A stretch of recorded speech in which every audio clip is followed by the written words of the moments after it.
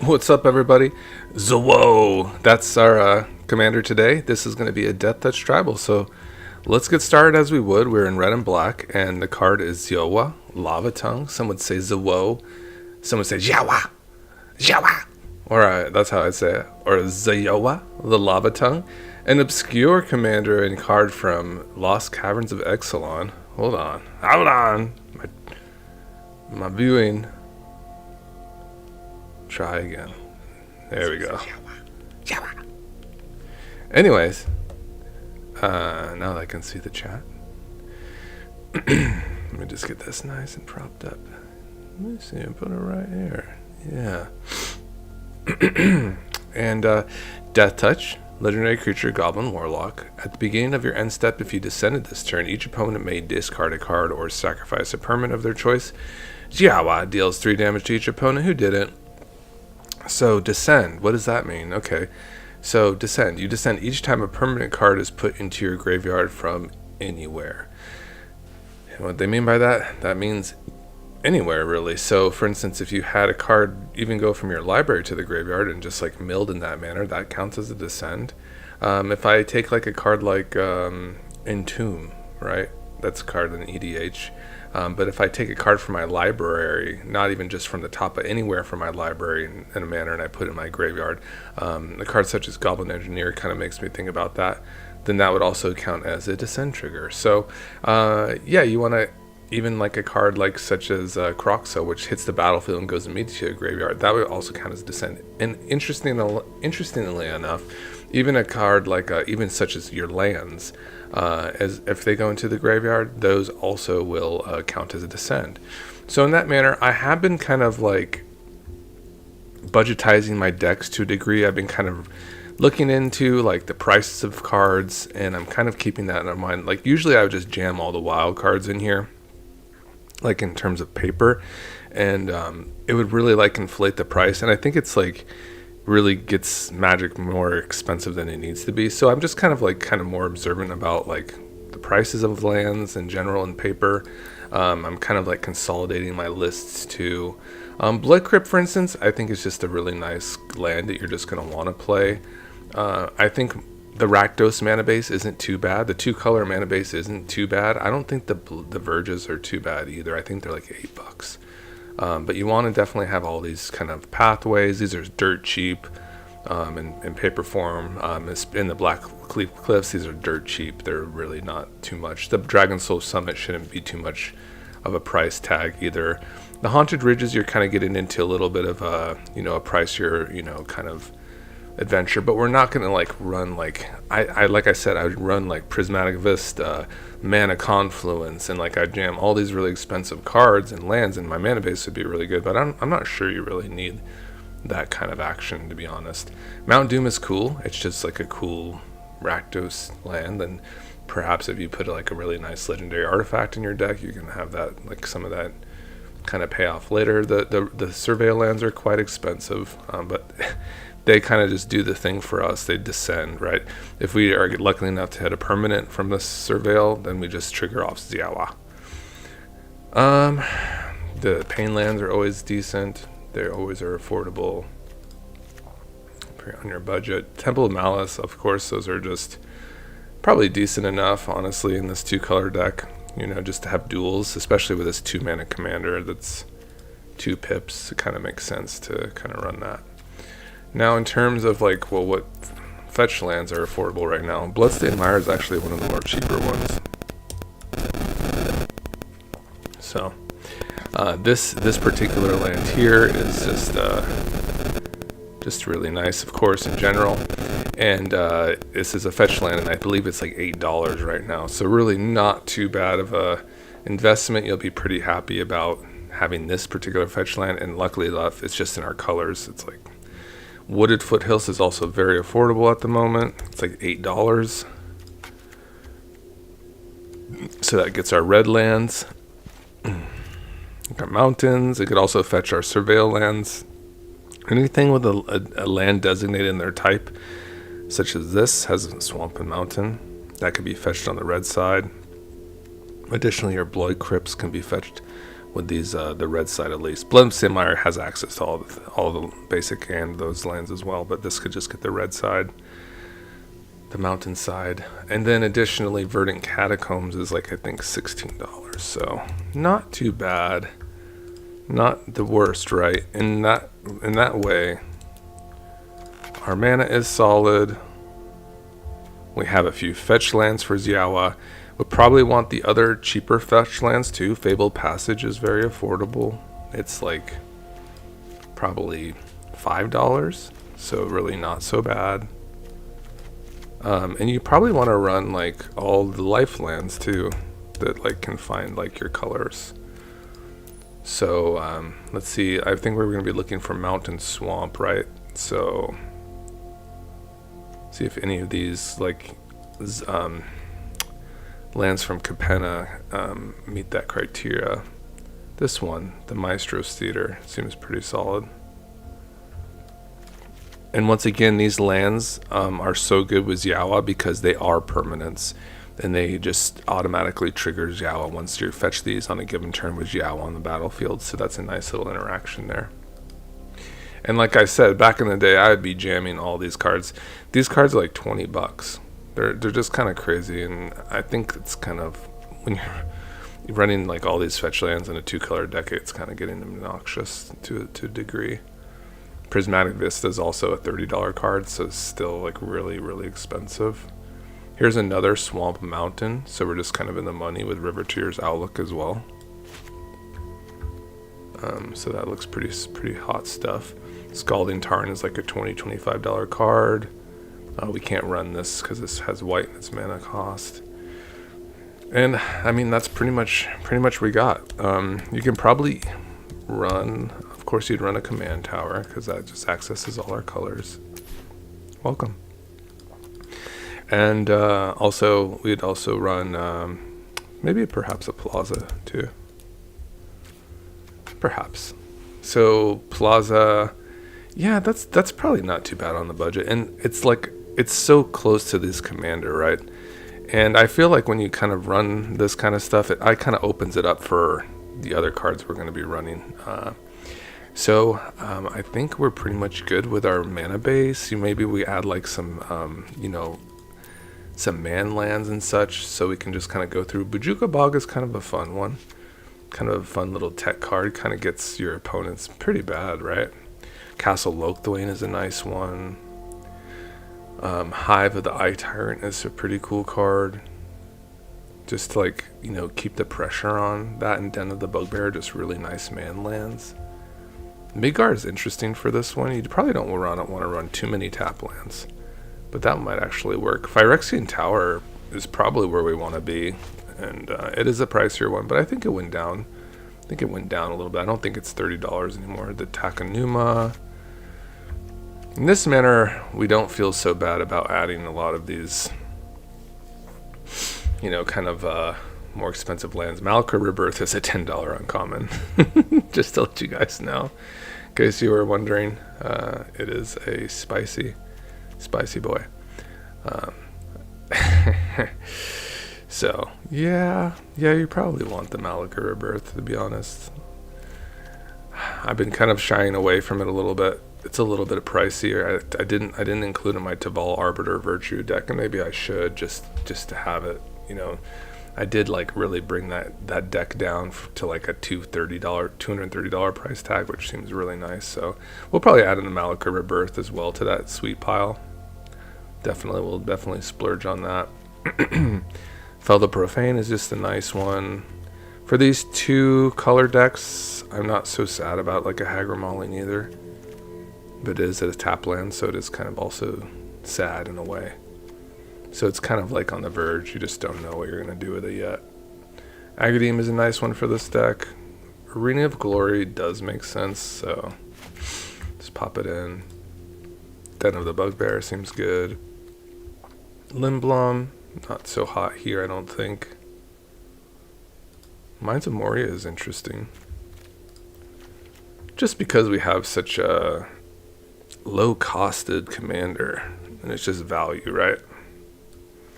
We'll try it. So Kenzan, Pretty solid card. Spikefield Hazard. That's a good little interactive spell. Don't know if it's exactly where we want to be here for this particular one. Brass's Tunnel Grinder, we're definitely going to want to pick that one up. We're definitely being wanting to, basically the name of the game is to just, you know, put your card, have a graveyard matter stuff, because you're going to have permanents going to the graveyard quite frequently with Zoyowa to trigger it. If you're just joining me, Zhao is a 2/2 Deathtouch. So we're going to be getting to Deathtouch Tribal here in just a moment. I'm just kind of working on the mana base right now and kind of getting it all set. Valaka Awakening. Interesting card in general. The pricier side too, in terms of monetary, very expensive. We'll do Shatter Skull. So I think we're pretty swell. Pretty happy with the mana base overall. The amount of tap lands we're running seem pretty good. How about events? Just like another man land. You may discard a card if you do draw a card. Yeah, that kind of makes sense for us too. Access Tunnel, like Escape to the Wild, or Evolving Wilds. They kind of go in here to what we're doing to extent, but I think we got the general idea. I think we're pretty happy. Cavern of Souls is a hell of a card. It also is like $1 million, so we kind of like splurge on everything else, but yeah. And Cavern is also really good in like tribal decks, to be honest. And we're just not really kind of a tribal deck yet. Just Deathtouch in general, and that's not really a character keyword. Starting Town is a kind of a swell card, isn't it? I have one of those too. Yeah, I'm pretty cool with the Starting Town.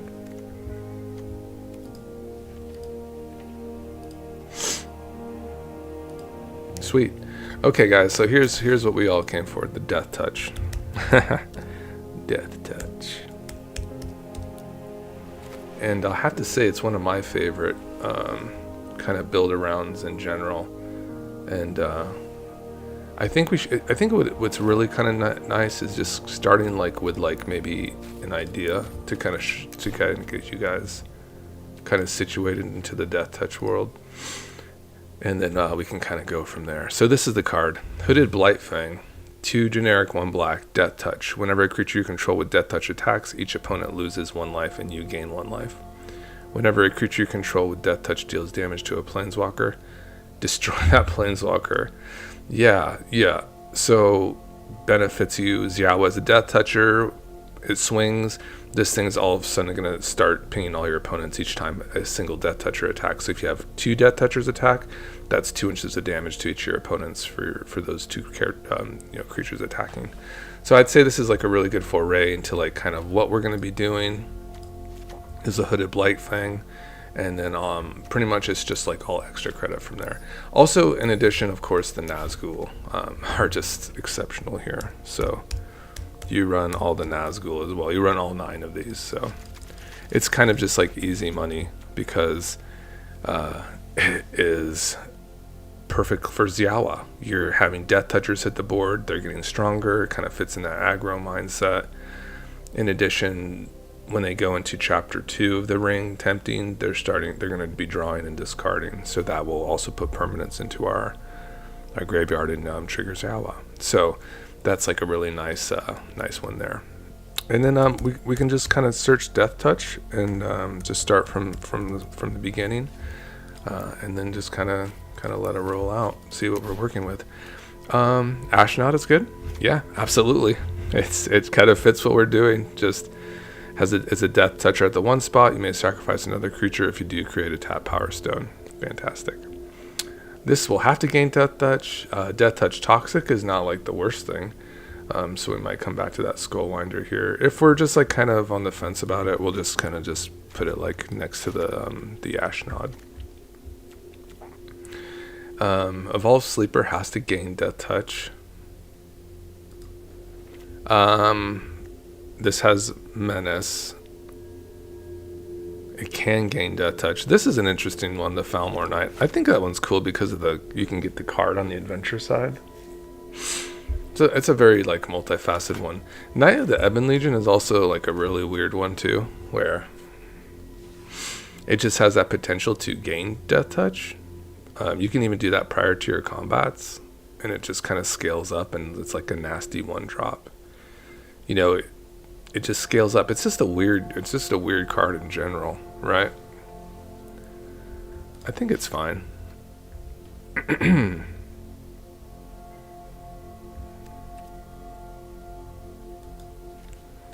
There was the Vampire of the Dire Moon is kind of the baseline, like where you're kind of thinking of a Deathtouch lifelink for 1 mana. That seems pretty solid. Tiny Bones, of course, is just an amazing Deathtoucher in general. Like for at the one spot where you can get into your opponent's graveyards and start casting their spells. So that's a nice one. Alright, so we got Tiny Bones going, we got Vampire of the Dire Moon. Tomberry is kind of an interesting one. I've seen this was from the Final Fantasy. So it enters with a tap stun counter on it. During your turn, this creature has first strike and Deathtouch. That's a nasty thing. You know, it's just a nasty boy. You know, kind of gets to become a bomb in this deck where, you know, you're basically having the attacker always going in because who wants to block a first strike Deathtoucher? Basically, that's just an instant kill on even like your nasty creatures. It's just kind of everything there. I don't think we're in Vorpal Sword territory gaming. This one's kind of interesting where it has Deathtouch. I don't know the alchemy symbol. It's been, you know, kind of adjusted. You know, these adjusted ones are always kind of weird. I don't really know what to say about them because I like to put these in a paper form, so it kind of gets confusing, you know. I would say the Deathcat Marionette kind of fits the bill along with like the and I think I just want to go like full Deathtouch here, so unfortunately that might have to go. It must have the Deathtouch. It's just easier that way. Deathtouch, when this creature enters, you may mill 2 cards. That has the possibility of putting a land or a permanent card, other permanent like a creature. So Zoyowa will be triggered by lands going to the graveyard from anywhere. So simply if this mills a land, we have Zoyowa on the battlefield, our opponents will have to sacrifice a permanent of their choice at end step or deal 3 damage to each opponent who didn't. It's really nasty.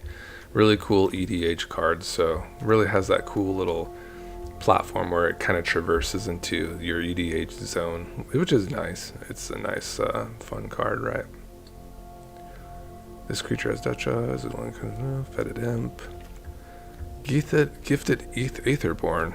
Double black pips are kind of brutal.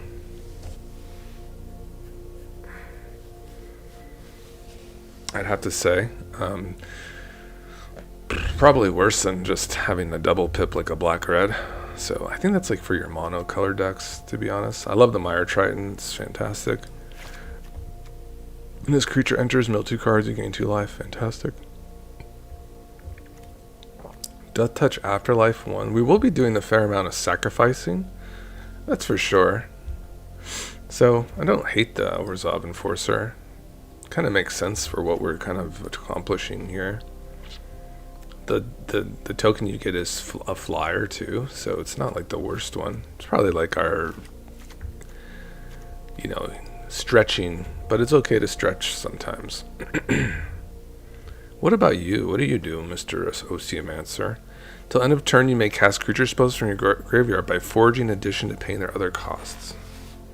To forage, exile 3 cards from your graveyard or sacrifice a food with a finality counter. That's pretty cool.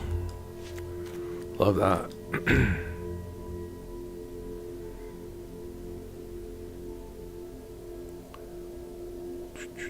Playcrafter's Familiar.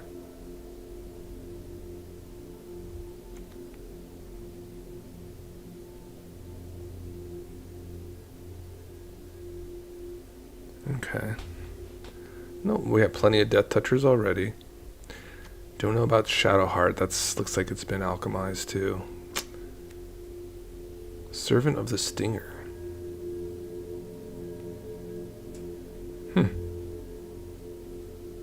Huh. Whenever this creature deals combat damage to player. If you've committed a crime this turn, you may sacrifice this creature. If you do, how interesting. So you have to be very target heavy. We might be doing some crimes, but I'm not seeing too many yet. So let's just put this one to the side. See how this goes. I would play this, but I mean it's very strong. But yeah, we'll put in the Tainted Adversary. Just easy to transition this if they're just real cards. Flying Deathtouch, sacrifice another creature, artifact, draw a card. Let's compare this to like such as Avenger of the Fallen. Deathtouch, mobilize X, where X is the number of creature cards in your graveyard. That's pretty cool. Let's get that one in. I'd rather have that. Call the Death Dweller, Covert Coat Purse.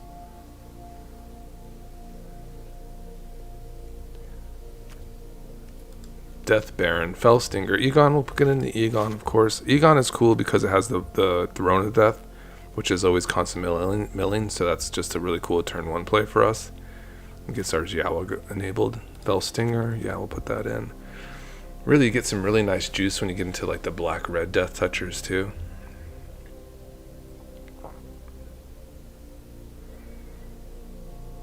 I love Grim Dancer, always been a fan. This creature enters with your choice of 2 different counters on it from among Deathtouch and Lifelink. It kind of competes for the Nazgul spot. This one's also fun too, the Gutless Plunderer. When this creature enters, if you attack this turn, like the top 3 cards of your library, you may put one of those cards back on top of your library. Put the rest in your graveyard. It's like perfect for Joe. It's like, it's oddly just like perfect for Zoyowa. This card's probably a bomb, huh? Oh god. Each player.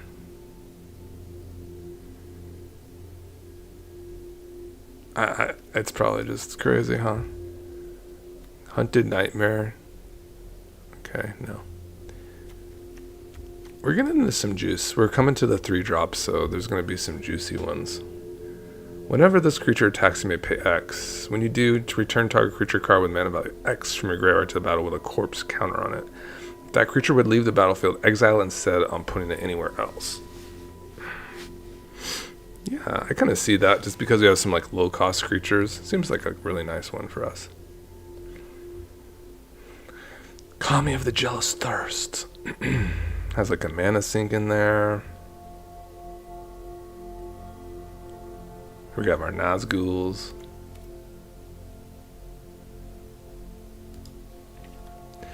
Yeah, these are all solid, right? The 3 drops are just exceptional.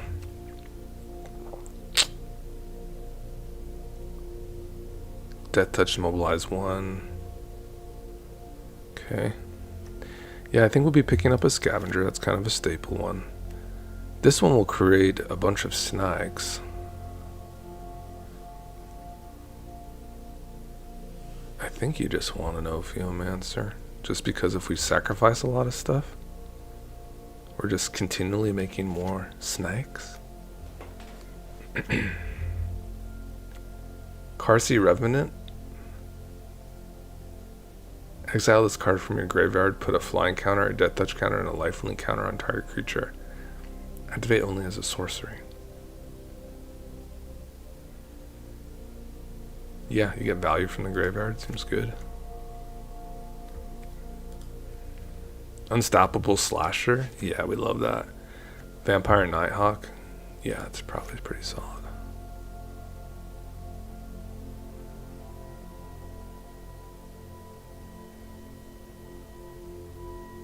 I like the Urborg Scavengers. They're pretty cool for this deck.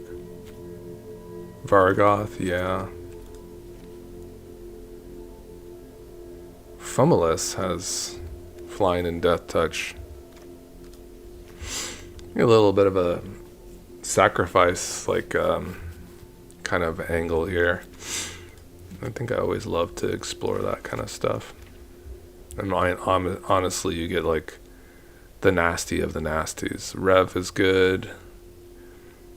It's whenever you attack, so it won't, like, trigger our, you know, our main homie here, the Hooded Blight thing, but most of our creatures already have Deathtouch, and this is just, like, value, right?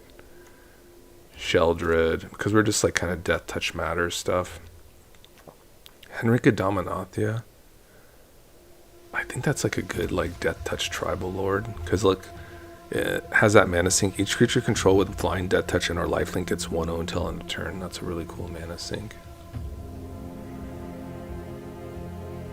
Even like a Porcupare is kind of like your sneaky tech. Definitely. Violent Tumor seems really appropriate here. Archpriest of Shadow seems really good. Whenever an opponent loses life, you gain that much life. I'm not like doing like the veto thing though.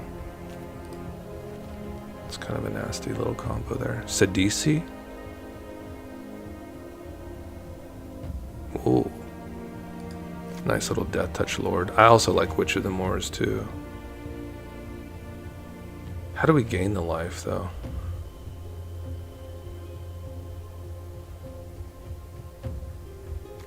I don't know. I don't know how we gain the life consistently there. Gorex, I like Gorex for sure. Huckbuster Swarm, what a freaking card that is. I don't know if I'm building the graveyard that well. I will be building it pretty nicely though. Okay, Perforating Artist is fantastic. If you attack this turn, each opponent loses 3 life unless that player sacrifices an online permanent. And now we're getting to the real juice, guys. Prosper, of course. Black Waltz. Super cool card. Zagras. And now we're coming into the artifacts. Wormcoil Engine. It's kind of like your lord, like your Deathtouch lord. Kind of sitting there at the 6th spot. Just a nasty Deathtoucher, 6/6. Deathtouch lifelink. So, in that manner, you just want like probably your nice little kind of enablers here, like Inti, Avora, Fable, just like really easy stuff.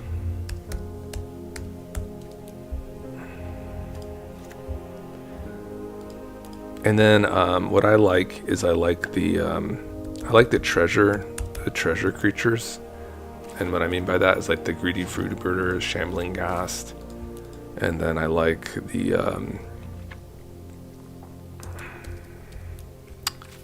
the Stitcher Supplier. Fester Leech is cool. Yeah, Fester Leech is solid. I also like Undead Butler. And I like Ripples. And yeah, I think we can run like 36 lands too, because we have a very low curve. I like just like the general sweeper, like Toxic Deluge. You know, we're kind of Toxic Deluge is always fine. I think we can be like an Extinction Event. We'd run like lots of creatures. I think I'd run Extinction Event more for my like getting underneath, like when I'm playing like more mid-range, like, you know, 5-color commanders. In that manner, like you're playing less creatures. So I think the Meat Hook is good and Toxic, because these, you know, we can have strong Nazguls. So this won't always like hurt us. And if we do have things that die, they'll be like, it will like, you know, it will also have negative effects on our opponent. Like each time a creature of ours dies, each opponent loses a life. So that's pretty solid. And I think we're kind of like just about there for the deck. In terms of like what kind of removal I like, for instance, Eaten Alive a lot. If we're going to be having like creatures to sacrifice, like the Greedy Freebooter and such. I think these are mostly solid, like in the Stitcher Suppliers and Undead Butlers. Eaten Alive is like one of those kind of really nice ones. Deadly Dispute is pretty cool.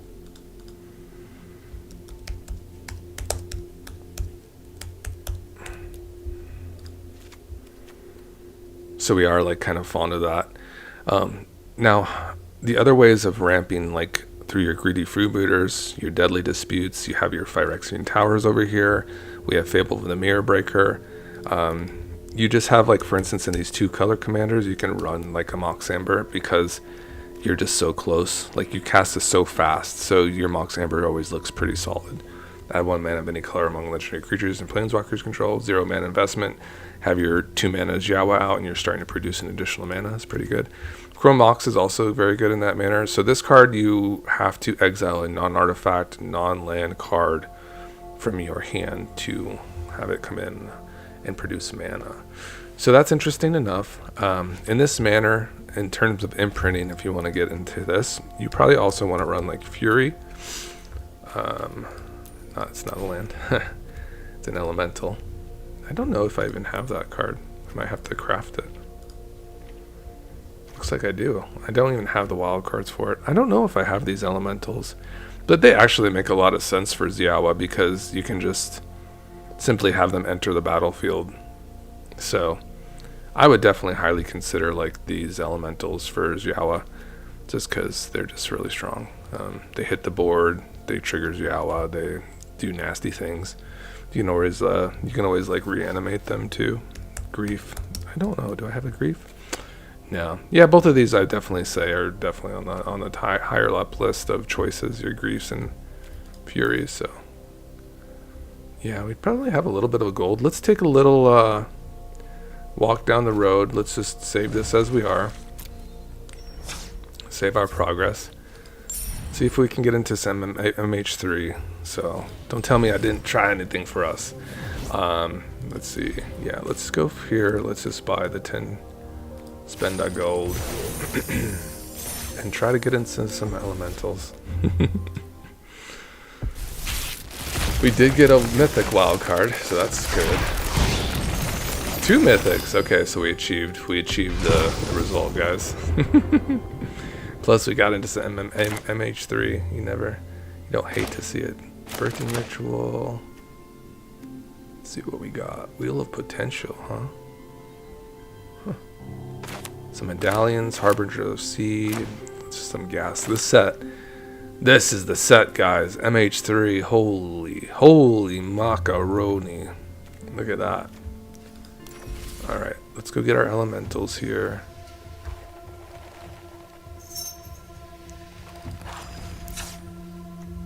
I don't have any money left to spend on Magic, but I wish I could. I wish if I was just starting off and I had like some money, guys, set aside, I'd be like storing some of those MH3 collector boxes in my closet for sure. Let's get Fury. That and also Kamigawa and Dustmorn. Hell yeah. What's up? What we cooking? Yo, we got Zoyowa, or else let's say Zoyowa. This is a Deathtouch tribal deck. Deathtouch tribal, baby. It's good. It's good. You know, I'm gonna show you guys a card that it's gonna kind of like unlock this a little bit here in a moment, but. Yeah, I think I'm going to pick these up anyways. I think they're just worth it to have in general. They just make sense for this deck. If you're not familiar with this particular card, it's a Deathtoucher from Lost Caverns, a very forgotten card that no one cares about. But I do, and I love Deathtouch. So this thing will love to see anything enter your graveyard from anywhere with Descend during your turn, as long as Zoyowa's on the battlefield. That could also include lands. It's very easy to trigger, especially if you're, kind of setting yourself up with some of these really sweet, like, Stitcher suppliers. And you also have these Deathtouchers that just do it, like Mire Triton, and they just mill cards. Basically, the only way this wouldn't trigger, for instance, you have Mire Triton, is if like you milled like 2 instants or sorceries, but simply like milling a land or like a creature permanent or an enchantment or an artifact, you're going to descend and you will achieve this. Basically, your opponent will have to sacrifice a permanent on the battlefield or have 3 life dealt to them. This actually is a global effect, so when you play against your friends in multiplayer, everybody will have to do it. So it's a lot of value, lots of value for your multiplayer engine. So overall, really sweet card. Now I know we have these really sweet like elementals, so you know we gotta do the thing, right? This is not exactly, you know, the end of it. I love Zombify or Victimize, but I've been having a lot of trouble kind of doing it without the Mesmeric Orb thing, and I just don't know if we're going to be doing that. But I do love, honestly, I'm fine with Zombify, but honestly, what are we resurrecting here? I mean, just there's some targets. It's not the worst. Coiling Rebirth. Sweet. Oh, and because we have Nazguls, we can actually run Unearth, which is really nice. So this is just the 3 mana banger. Yeah. Just resurrected immediately. So, I mean, we kind of went over probably a little bit. I think it's probably our three mana ones.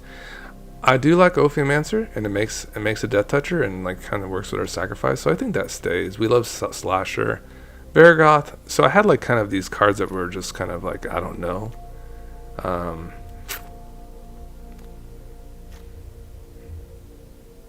Mothman Radiation. Yeah, absolutely. Yes, exactly. Yeah, it's probably not as oppressive as that, but it is. It is kind of like that. And I think what we can do is kind of look at our land count. It should be at 40. I'm pretty sure it's going to be at 40 right now.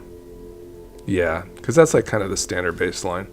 I think you could do a 38 land pile here and not be too like sad about it, to be honest. And you have a lot of multi-face land cards already, so let's just see how many we're rocking with that. So you have like your Agadeems here.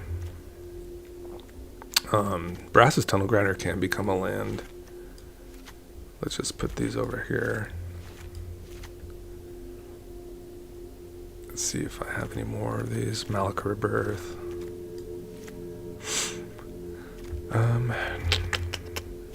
Yeah, that's about it, huh? Oh, do we have a Fel the Profane too? And a Hagra Mauling. So, yeah, we're pretty good. You could probably just be very happy about like a 41 land deck with like your multi-face land cards. Basically like running a 38 land deck with spells. So that's pretty hot stuff. I do like Gorex just like as a sweet little jumpstart foundation card, just because you can exile from your grave and kind of just slot it in.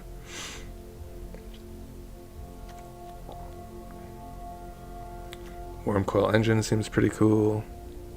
Did I get the Coiling Rebirth? I did want to make sure I had that going. Yeah. So that's pretty nice as well. We have the Elementals, which are just very good. Fumulus, I don't think we're running too much sacrifice enough, so that might have to go. I thought Rev was pretty cool. It's just like a way to get into some gasoline, but I'd rather run, honestly, like a Gix. A Gix Yawgmoth Praetor, because we're just dealing Deathtouch, so we just need to draw cards, and we need to like get value from dealing Deathtouch damage. The other sweet card I wanted to show you guys that is like really nasty for this deck is the Great Train Heist. And why is that? Because giving first strike is really nasty for Deathtouchers. Also, like having an opportunity like to swing an additional time with your nasty aggro deck seems pretty good. So I'd highly recommend this for your Deathtouch decks in general, like if you're running Deathtouch in general, just because extra combats are good, and also the option that all of a sudden your Deathtouchers have first strike, meaning that they're just going to kill everything in combat and live, is very good. So that's like pretty cool combat trick. I think that kind of makes the you know the cut, as you'd say. Crocs is also just one of those really awesome cards that Zoyowa's gonna just love, because it's just gonna hit the graveyard immediately. You're just gonna slam this on the battlefield, and it's gonna, if it's not escaped, it's gonna go right to your graveyard, and that escape zone where you can escape it for later. So that's just perfect. That's just perfect triggering. So good value there. So we're definitely on the value side of things. Everything is looking really hot. Kind of got like your nice little discard effects here, like your Brass's Tunnel Grinder. We're a little bit heavy on the 3-drops, I'd say, but let's kind of look through our 1-drops. This Deathtouch Toxic one is not really like my fave. So we don't need too many of those. I do like the Falmar Knight for a card. I do like these. These look good. Tonberry is cool. Kind of does what we want it to do. Kind of gets in there as a Death Toucher. Wish he was untapped though. Vampire of the Dire Moon, a little life linker there, seems pretty good. Deadly Dispute, Deathcut Marionette, yeah, these all do the things. Hours of Enforcer, yeah. I like this because the Adept can get value later. I don't know about this crimes, I don't know how many crimes. This could be value, right? The Tainted Adversary, Undead Butler. Okay, so our 3-drops are kind of cray. I mean, this is 9 cards. This is like 9 3-drops. You just can't see them, so you just have to imagine. So this is like a lot of 3-drops. Can go without this one. I do want to keep the Egon. That's kind of like a 1-drop in general. Fellstinger seems nice for some cards. Gutless Plunderer. He seems nice, but maybe not the best. Yes, Hit a Blythling is good. Ophiomancer seems pretty solid. Toxic Deluge. Slasher. Vargoth can get into our... When it attacks, it can basically put a card on top, which is pretty solid. And it has Death Touch, so it kind of makes sense. Gix for cards. Isareth. Yeah, I think she's cool. Try her out. Scavenger. Yeah, just kind of a really nasty EDH card. This thing's always going to have like 9 power. So it's always a nice little threat to have on the battlefield, I think. It will be like a 4 power card here, you know, in most circumstances. 4 to 5 power, so it's not the worst. Little value here, Brass's Tunnel Grinder. I mean, we are descending a lot, but I don't know how much it matters, to be honest. Fable seems like it's solid. Vampire Nighthawk makes sense. Yep, these make sense. Rev can get the value, right? It can get it. Way better in multiplayer. So I guess we'll just keep it to see how we're going. Zombify. I don't know if we're getting into too much expensive stuff. So we can, but I do love Choline Rebirth. It's so cool to get 2 copies of something. Yeah, I like all these cards. Sheldred. Shelly. What would this cost in paper? This one's looking okay. Your cards that are going to be expensive are Shelly. Shelly's like $80. It's and it totally makes sense because it's just the best 4-drop. It's just like there's nothing really that compares to Sheldred in a casual setting, right? I don't know, man. That card is just crazy. But I did kind of keep the costs a little low. I didn't really jam in like all the you know, fetch lands like we're running like the Maestro's Theater, the River Tears Outlet to kind of keep the price a bit lower. And I think we kind of did a good job about it. Yeah, so overall, yeah, the price was kept pretty reasonable. We're probably still running too many like 3-drops, to be honest. Each upkeep make a snake. What a freaking card that is. That's pretty crazy, I have to say. Slasha. Vargoth is pretty cool. I mean, it's like we're pretty fast, you know. We're pretty fast in general. This has Death Touch too. That's pretty sick. I have to try it out. What if I like it, man? Fable is cool. I mean, we're Death Touch though, you know. We're in the Death Touch mode. If it doesn't have Death Touch, you know, in this 3-drop, I think we're just gonna have to say see you later. But all these do, except Gix. I'll go some cards. If I put a price tag on this, just off the top of my head, it looks like about a $400 deck. The Nazguls aren't that cheap either. It's like $10 a pop. It's like about $90. 70, $80 here. That's 170 already. Yeah, it's looking about, I'd say, with the Rev too. Yeah, it's gonna be a pretty pricey one, but it could have been more. It definitely could have been more. And like I say, you're just gonna substitute like this for a Soul Ring. Mox Amber is kind of a necessary one too. You're gonna want it because you have like all these sweet legendaries on the one spot. It's just like crazy acceleration. In that manner, you probably want like a Ragavan too to really be nasty.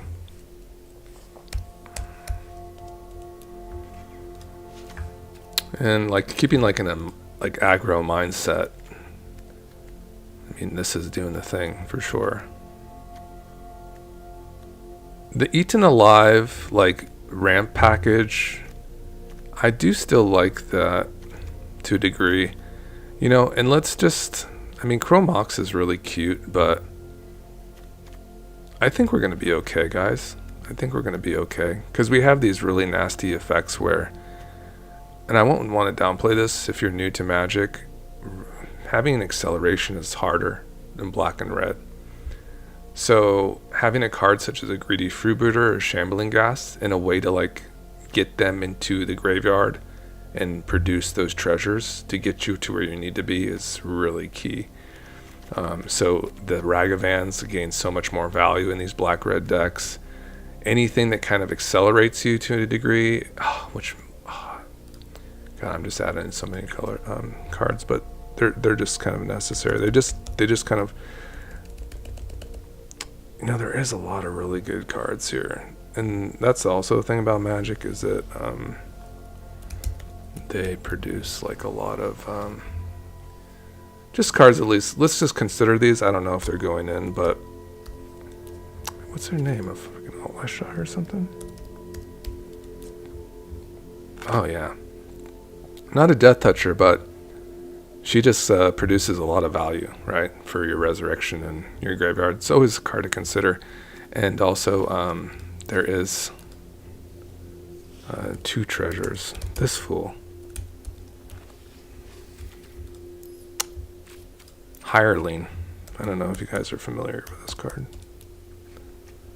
But this card is absolutely busted too. Whenever one or more creatures control deal combat damage to a player, create 2 treasure tokens. I mean, I think it just goes in. It's just a nasty card.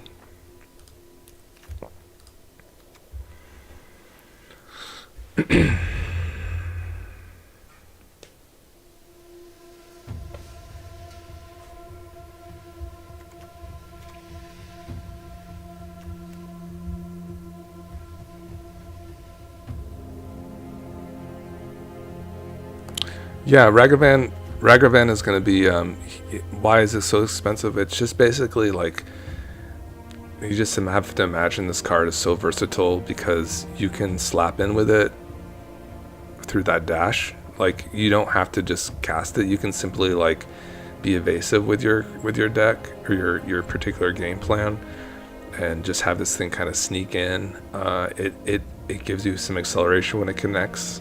On an early turn cycle, it gives you a treasure, and then it gives you access to one of your player's cards for the turn. That's why it's so expensive. There's not really any card that kind of matches this on the 1-drop spot. I mean, I guess Tameo, another Modern Horizons card, 3, Esper Sentinel. It seems like every color has like one of these 1-drops that are just like super exceptional, right? And Ragavan is that one for red. It's just best in slot. It has a nice body, a 2/1 for a 1-drop, so it can like basically trade for anything, any other 1-drop. So your opponents sometimes will have to like put their Llanowar Elf in front of it, so that they get slowed down. So it's just like an everything card for red in general.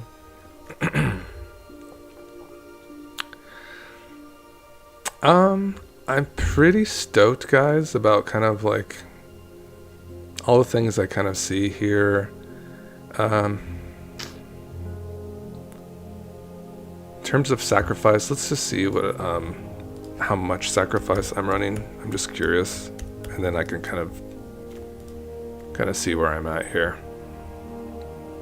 Yeah, the Astronaut will do that too. I'm very happy. Yeah, I'm very happy with this.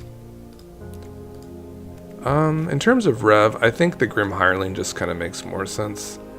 But Rev is a hell of a card, and could probably be in like your 99 for any black deck, really. But we can just run the Hireling. I think we're going to be happy with all that mana it makes. And it's probably just one of these 3 drops here that's, you know, less appetizing. These ones are pretty vanilla, like the 2/3 Deathtoucher. It's cool. It is cool, but we have the Nazgul. And Nightcast Scavenger is cool, but like I said, like we get a little bit of value from this, you know. So that's pretty fun. But it's just that. All right, guys. Yeah, that was a long one. So hi, this is Zoyowa, Lava Tongue, and it's a black-red legendary creature, Goblin Warlock. I also call it Zoyowa. Has Deathtouch. At the beginning of your end step, if you descended this turn, each opponent may discard a card or sacrifice a permanent of their choice. Zoyowa deals 3 damage to each opponent who didn't. So very cool, like Graveyard Matters card. You want to have cards enter into your graveyard from various destinations and means. Primarily, you're going to see this be done in basically your lands. Like oddly enough, like basically having for instance, like a Fable Passage, that action of sacrificing that land and putting it into your graveyard, that simply, with Zoyowa on the battlefield, will meet that requisite for something being descended for the turn. Now, that's the beginning of your end step. This is the trigger. If you have descended, such as a land going to the graveyard from play, a card going from your library, from the top of your library into your graveyard from play, that's a permanent, such as a creature, land, artifact, enchantment, meaning that requisite would meet the descent for that turn. And then at end step, each opponent may discard a card or sacrifice a permanent of their choice. Zoyowa deals 3 damage to each opponent who didn't. So what a fantastic card, guys. I definitely went the Deathtouch tribal way, so key cards that you're kind of going to recognize is in the Nazgul. This is a very aggressive deck. It's should win, you know, typically on turn 4 or 5, just because of the pressure that you're basically putting on opponents is kind of very oppressive. And especially with the Nazgul, these things can get very strong, very fast. Additionally, you have some really cool cards like your Furies and your Griefs, right? Where these cards can just basically be exchanged from a card from your hand for the turn. They can come down on the battlefield. Basically, will hit the graveyard themselves for Zoyowa. They interact with our opponents. They can be reanimated, in various means, like through our reanimate spells. So, and our persists. So they're just really nasty cards in general. And then overall, you're just going to see a lot of Deathtouchers here, like along the way, like, the who's who of Deathtouch, like your Sheoldred's the Apocalypse is in there. Of course, you have Prosper, just some nice value Deathtouchers. And then, maybe some that, weren't kind of went under the radar, like a Perforating Artist. This is also like a very global minded multiplayer format card where at the beginning of your end step, if you attack this turn, each opponent loses 3 life unless that player sacrifices a non-land permanent of their choice or discards a card. Yeah, so similarly, it just basically is saying, hey, like, do your attacking, and it has a similar effect of Zoyowa, where like each opponent loses 3 life unless that player sacrifices a non-land permanent of their choice or discards a card. Very redundant, like Zoyowa stuff. Like these guys are just like brothers, these things. A very cool card is Kroxa. Of course, this thing, just playing it for 2 mana with Zoyowa on the battlefield, it's going to go right to your graveyard. Your opponent is going to have, there's so many triggers. You guys are going to love it. Okay, let's just play Zoyowa. I think you're going to be surprised how many triggers there will be with Zoyowa. The Zoyowa. Let's go. Oh, Vivi. Oh my god. Vivi Ornatur. That card is a card and a half. I have to say, it's one of the more powerful ones I've seen. Kind of an interesting one here, guys. I'm not gonna lie. I'm trying to see, like, how are we going to be entombing with this, how are we gonna be triggering Zoyowa? It's on the slower side, I'd have to say, and other than our Deathtouch, we're not doing too much yet. So let's try to free mulliganize that. This looks a little faster. At least it's like, I love having a 2-mana commander. I don't know about you guys, but that is like one of my favorite things, is just having this like really cool commander just like chilling. Oh, I get to show you one of the really cool things. So if we go Zoyowa next turn, basically it's going to trigger immediately because we popped Verdant Catacombs the same turn. What are they doing over there? They need to stop that. Opponent, you can't. You're not allowed to do cool things. Okay. They say go. That's so annoying. Let's swing on them. See what they think about that. Pretty loose, sticky there. So we're still gonna go for the Zoyowa. And hopefully not get stifled here. Now, if this resolves, we're going to trigger Zoyowa. Because the land hit the battle, hit the graveyard this turn. I'll draw Zoyowa again. For sure. What do we do now? Yeah, they didn't do anything that turn.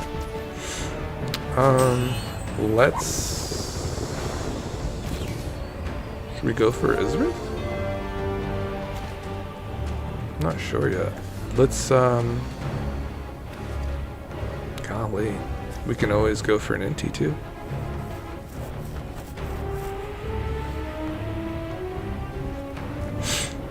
I think probably that's the best choice, but probably the most dependable choice. Because we don't know what's going to go to the graveyard, to be honest. I mean, actually, that would actually do the entombing too, so it's a long little combo. What do we want to discard?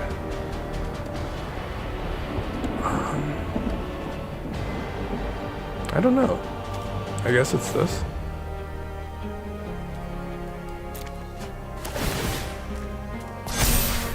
I hate to see the Nazgul go in there, huh? Ooh.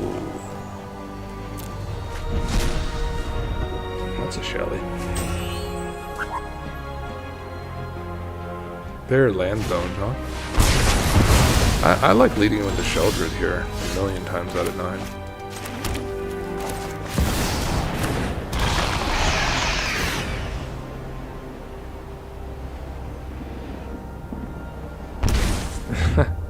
VV Orniter. What do I have to say about VV? I love the card. I've just been like totally oppressed by it though on this ladder especially. Oh god, the things that card has done to me. It is awful. It is so awful. You know what the interesting about the Fell Stinger is that it can actually sacrifice itself. So I think we're gonna try to do that. Keep my mana nice.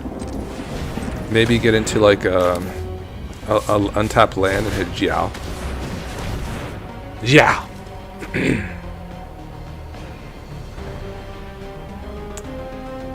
Oh, they have more counter magic. Okay, they're struggling. A lot.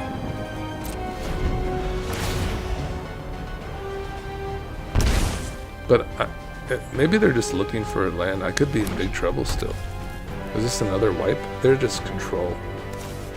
Just nasty boys. Okay, that's what you should. Does this just kill it? So I haven't really worked too much with this card, but I think I'll start here. I'll evoke it. I'll exile this, so we can put it in the command zone. And then,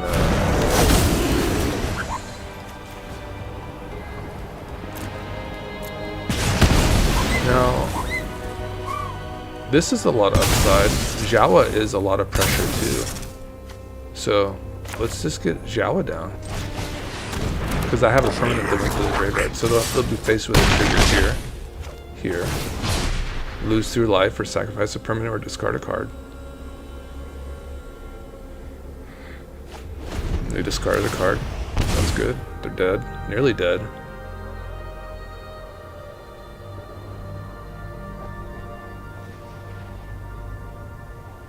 And we win. Yay! We love to see it, guys. I think we were going on the play there, or on the draw. Weren't we on the draw? Love to see it. We got mana screen for that. We'll take it.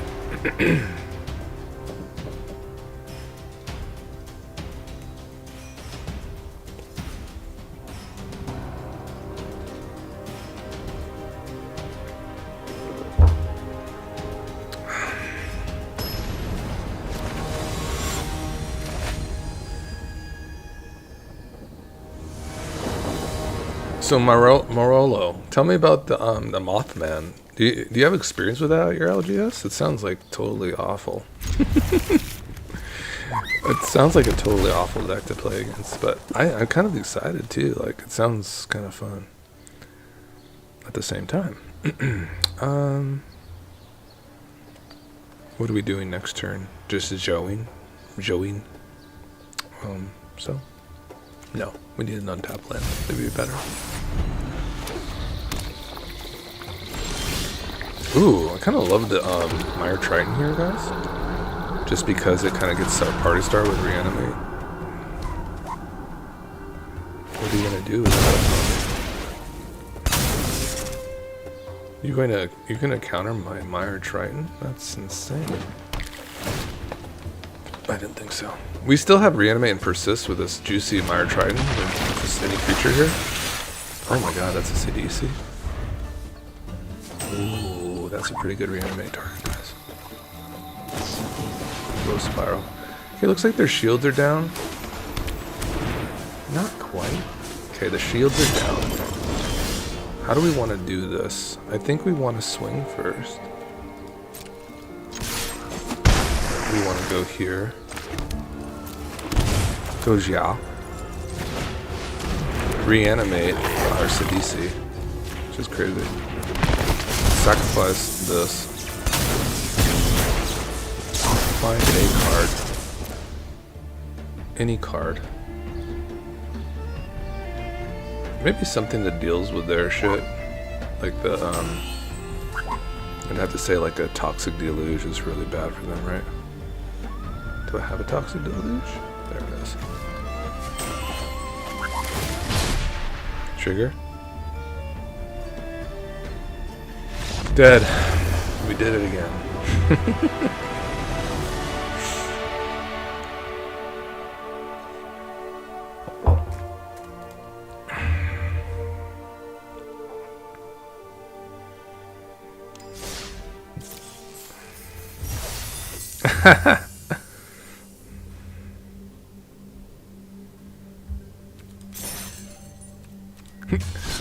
That's hilarious, they targeted you. That's kind of fun. The Mothman.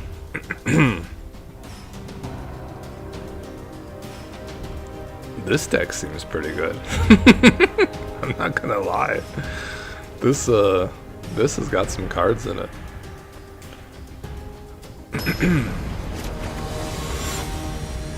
I don't know. There's something about having a two mana commander, maybe even just a 1 mana commander. There's something so appealing about it. It's just like your hands are never quite dead because you always have something kind of going on. This is like kind of the 1/2 is Zoyowa, but I don't like have any ways to like really set it off consistently. I have a Shelly, and Hugs is a nasty guy too. Let's try to do a little bit better. Yeah, this seems super solid. I mean, Ragavan is really good, right? Turn 1. So, I mean, there's nothing really else to say.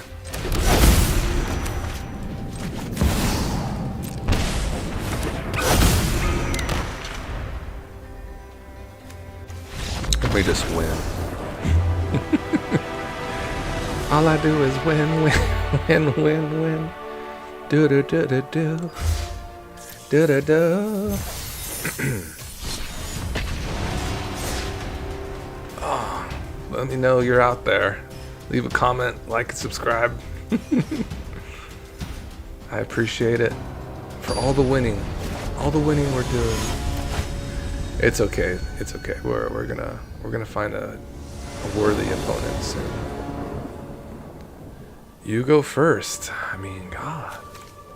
Got the Gixxer here? I think I'm kind of in love with it, man. I know that sounds crazy.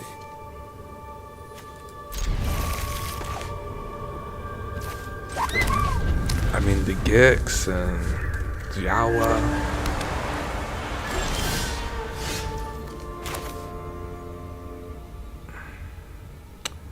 I mean, this ensures our Gix next turn, so let's go like this.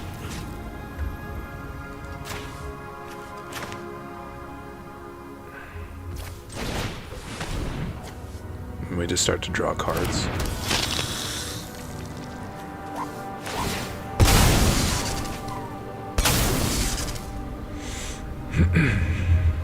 Tally, spooky guy. I love a turn 1 commercial district though. Usually they're going to have some sort of rampant growth type of effect here. Some sort of form of ramp. Lotus Cobra is very good. Just a Signet, that's fine. Are they going to bolt my Vampire? Oh, it's a Ragavan.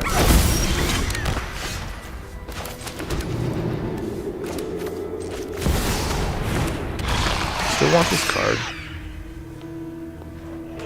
Wow, they trade the Ragavan. That's pretty psychotic, huh?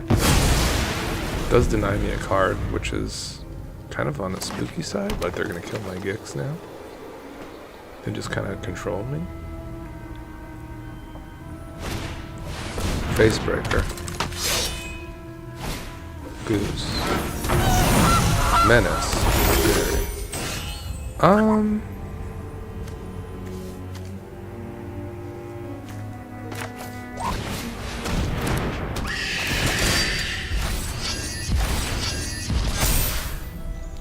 They could cast a Tally next turn, right? 1, 2, 3, 4, 5. Slows them down at least somewhat. If they can't get through.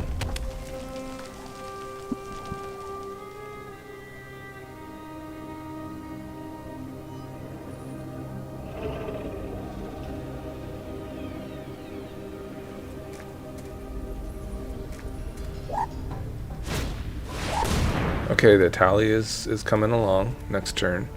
It's very spooky. Very spooky. Okay, that's a very welcome land there. And I think it's kind of it's time for let the Nazguls kind of take over, right?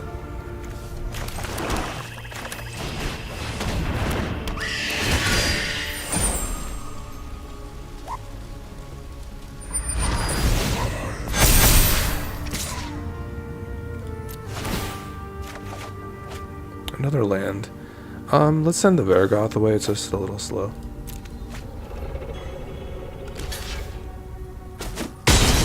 Okay, so they're just Italian now. Spooky stuff. Spooky stuff.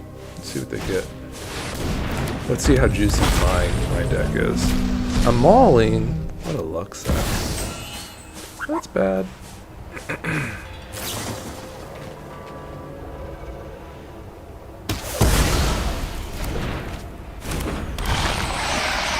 That's pretty bad.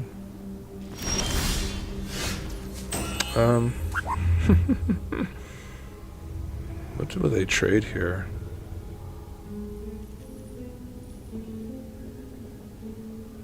Need a kill of Vorinclex.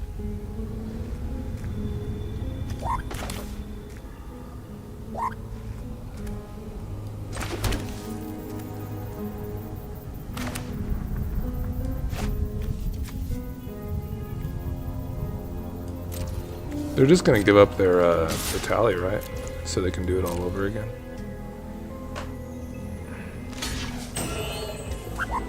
That's really weird.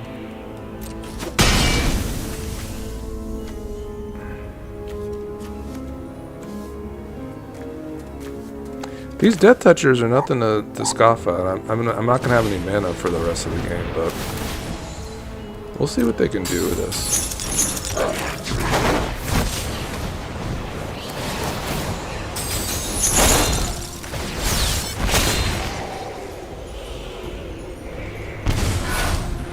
They have to transform their Tally, right? Just probably win from there. Yeah. Damn.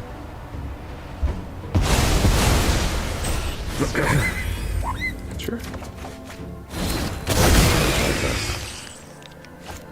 Really good hits for them off their Tally. I mean, those can go either way.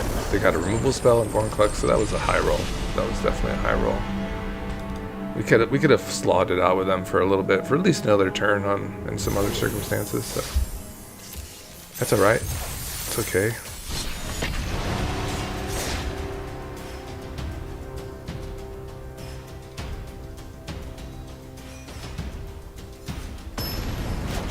I did get like definitely looked good because I was on the play and I had a Gix in hand, so didn't look too terrible, did it?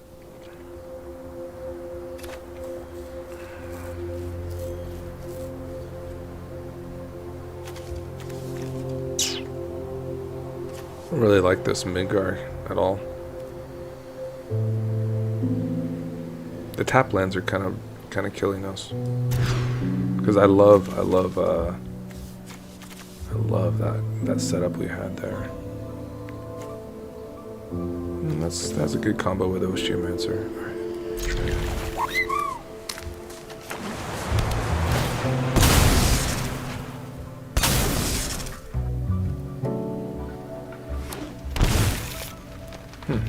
Ragavan.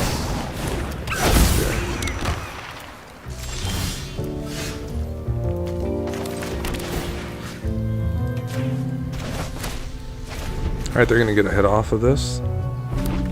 We have Zoyowa to bluff it next turn. Reanimate. Luckily there's nothing in there. Reanimate.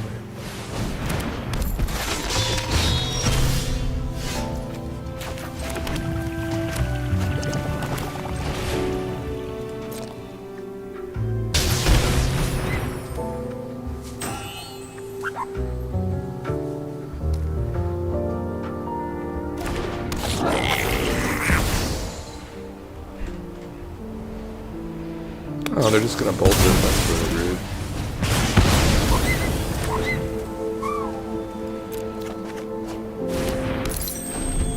Lots of options next turn. Can just put like a 1/4 Deathtoucher in front of them.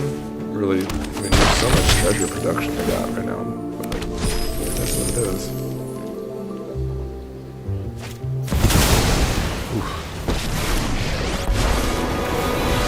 I kind of love like the Hooded Blight thing because it's kind of like secret tech. And it just like, you know, destroys like actually go big, just these homies unsuspectingly.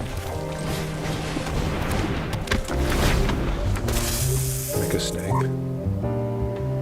I'm just gonna fling it at God, these cards are nuts too.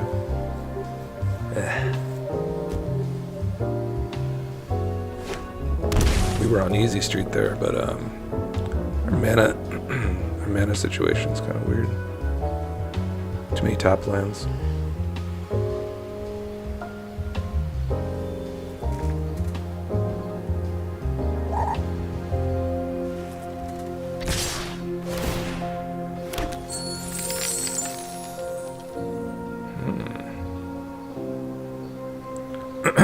I would love to just like perhaps kill this thing here.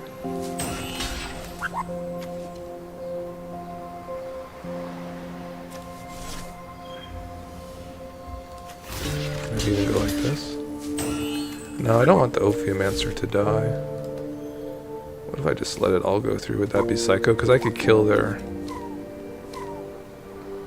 Minsk next turn with a Blight Fang.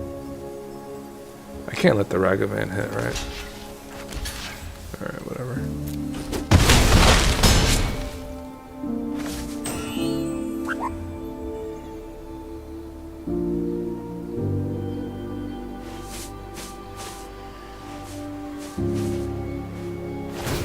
Paco, I'm kind of curious about the Paco. Right out of them. Man, I needed that Ophiomancer so I could get into some fodder for that.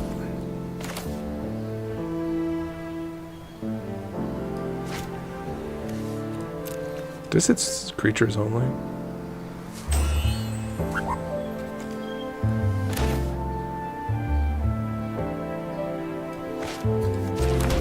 I just recast this.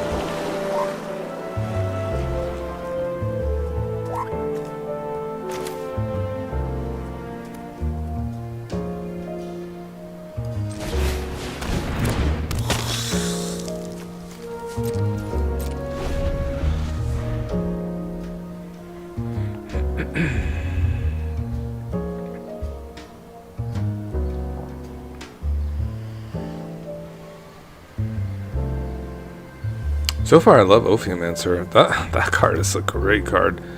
Just making those snakes continuously is crazy.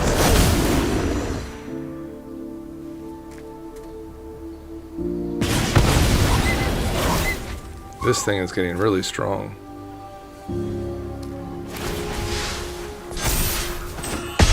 Magic? We have master. Okay. Good game. Good game. Ragavan's a hell of a card. I'm not one to shy away from a Ragavan though, guys. I'll just let you know. I'm up to game. I'm not one to kind of give up the challenge of facing off against the Ragavan. Seen it here lots of times. Really, it's the mana. My mana is a little bit wonky. Yeah, this like Midgar City of Mako just like not having a chance to come in untapped at all is pretty sad. And actually, the Haggard Mauling, I don't think it's worth it either, to be honest. So let's just go like this. Mines of Moria can kind of get us too, to be honest.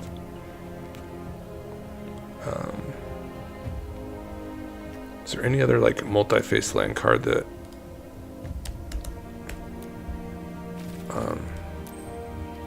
can come into untapped? I mean, Malkura Birth is just so good. Fel the Profane is crazy because it can just be played without with some life loss untapped, which is really crazy. Spikeful Hazard is kind of a nasty little tech card. It's kind of really gets a lot of those one drops, huh? Kind of love that. It's more just like a tech spell. It's just basically you can shoot down a Ragavan, shoot down an elf. I love that.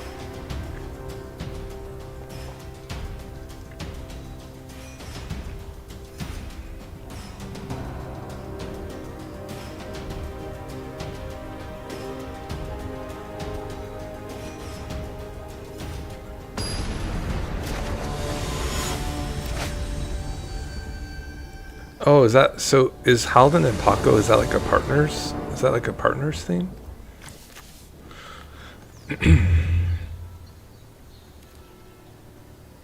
So interesting having a 2 cost a commander in the command zone. You just always have like a 2-mana commander just kind of like chilling there, you know? It's just like, what's gonna happen? Should I do it? Is this good enough? I kind of love the slasher. The slasher.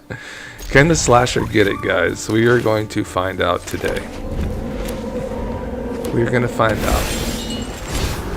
I'm going to say yes. I could have saved life on each of these instances, just to let you guys know. If we do die from life loss, it was my fault. It was me.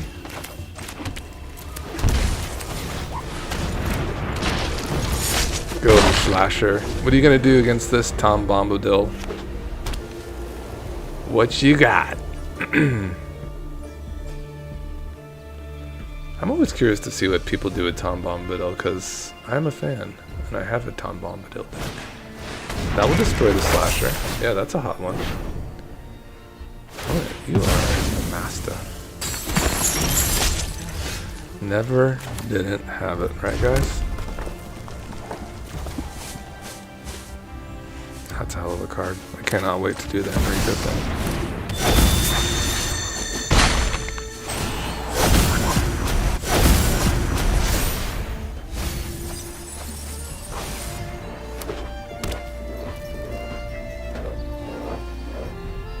More enchantments? An elephant. Sure. When I cast this, I get to treasure, right? That's really cool.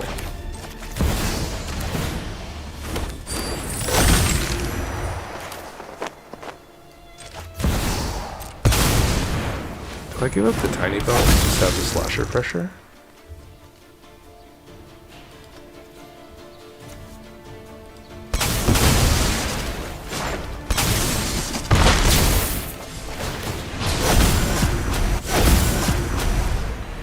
Ooh. Triggers.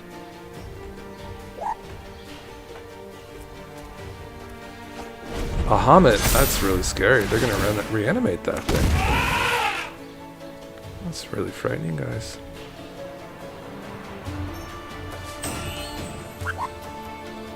How do I get there? How do I win this game?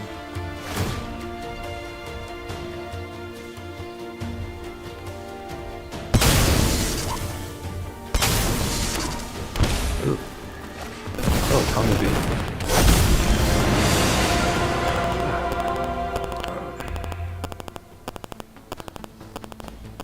Voodoo. This could kill a Tommy B, right? Because I exploit a creature, and I could find a Fury, but I do not have a red card. Damn.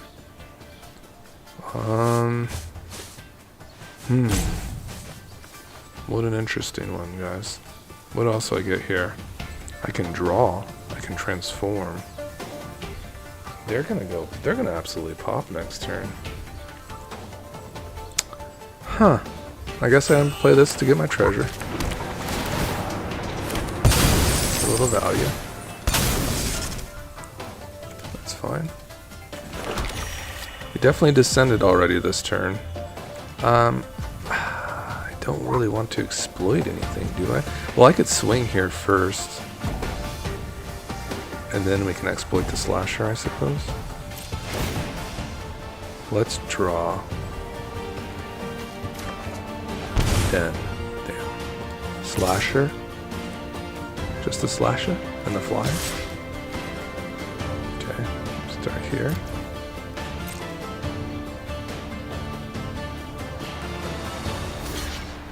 Okay.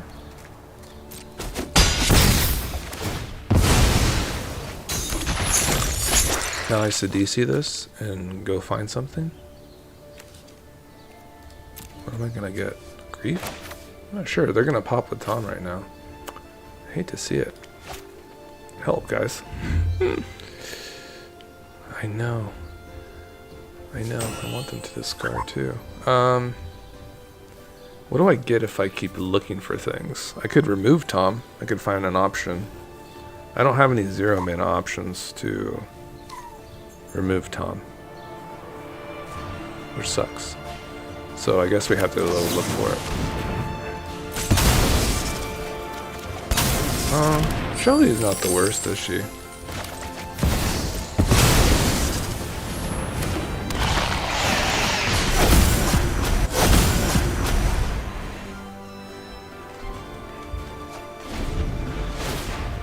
Alright.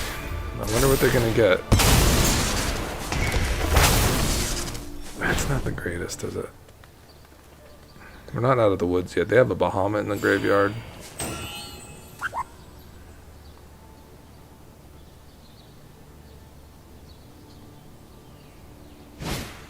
Summon Titan.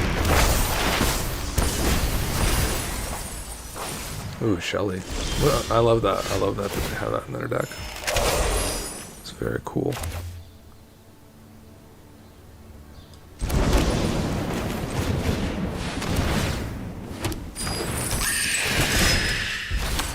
The Ring Tempt, I'll put it on the Zoe. For sure. And I don't really think there's any reason to... I think we might just swing out here, to be honest. I know that sounds kind of crazy. But... I can sink all this, and I could do the sinking. So let's just do that. They're going to be in pretty rough shape, I think.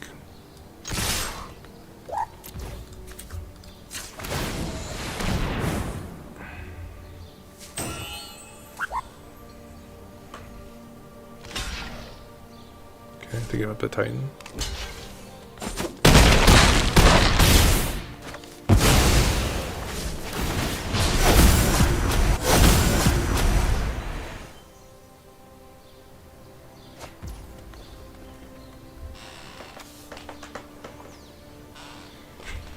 Ruben, come over here.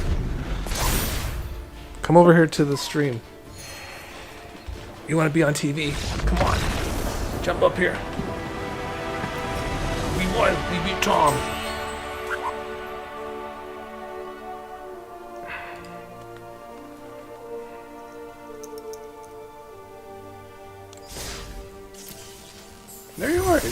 You have to come over here.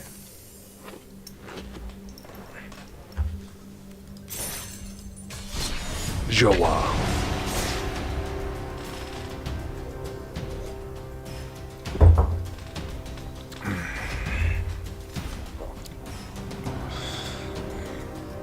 So we got some gamers in the chat today. Welcome, guys. I appreciate you coming to stop by and visiting me and watching Zoyowa. Zoyowa is so very cool.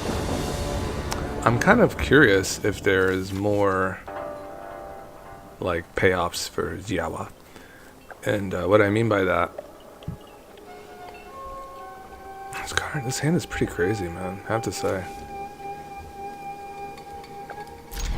Does the plaza have to go too? Golly, I like have to like figure this all out, man. I just want to curve out. I just want to curve out. Like, I was curious if there's other cards such as the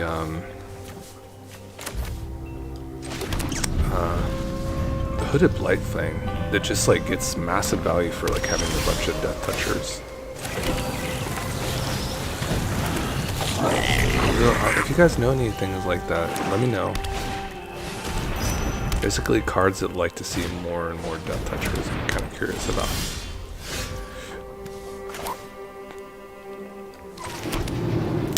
They turned off my homie here, so.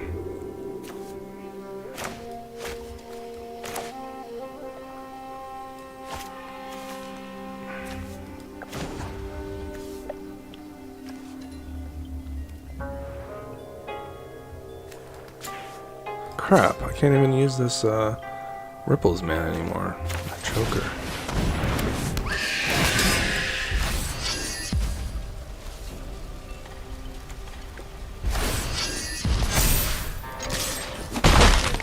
You don't make our Zoyowa the legitimate business person holding the ring. Be the ring bearer.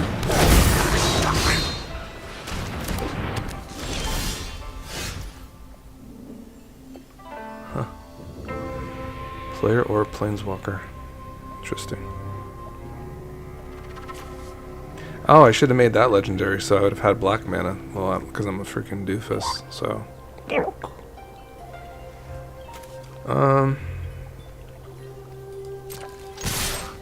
Crap. They can't block it anyways.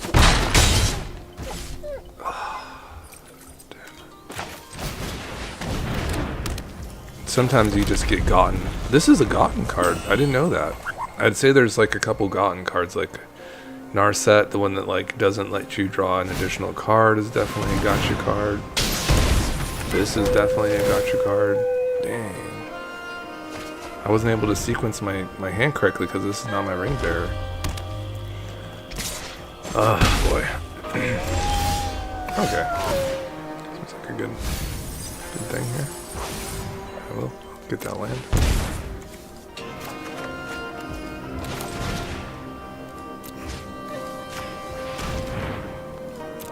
This thing will come back, it looks like.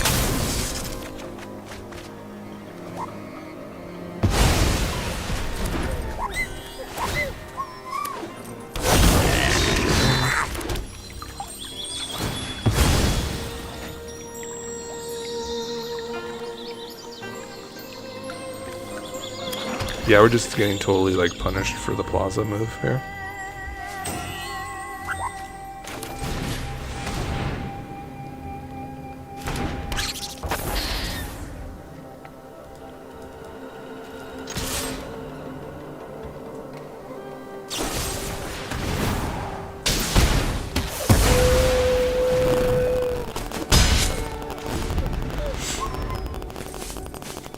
Archpriest is a really cool card.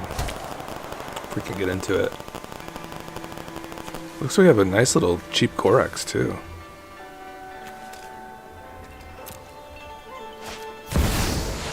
Okay, that will come in now. Dang. I'll Smasher. Getting it. They're simply going to kill me with this thing. I cannot pay the mana.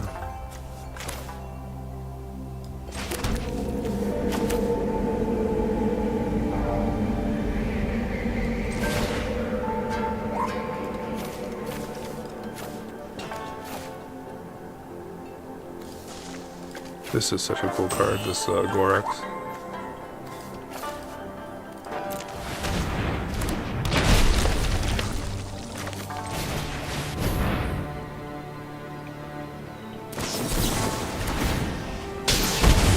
Cool. You know, I wasn't really too familiar with this one. Sure. But I just die right from this the spell. So I simply cast the spell and I die.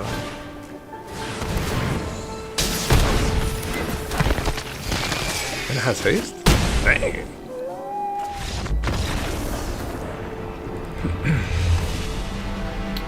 Alright guys, so I'm gonna just switch this Plaza Heroes over to a black land, and what, I get 2 mythics here? What? Whoa. Dang, those are sick. Man, Terra's gone up in price, guys, a lot. I think it's like at 18 bucks for the extended art. Crazy. But yeah, that wasn't looking too good. Starting Town seems alright. Phyrexian Tower 2 is just kind of like sus. Alright. I'll do 2 more games and we'll be done, guys. And that was a really fun live. Thanks for joining me today. Hope you guys got some inspiration making your own stuff.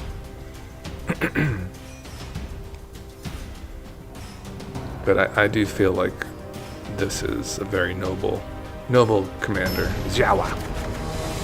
It's cool to say Zoyowa. Zoyowa. Zoyowa, the lava tongue. You go first with an amazing hand. Whoa. Hello.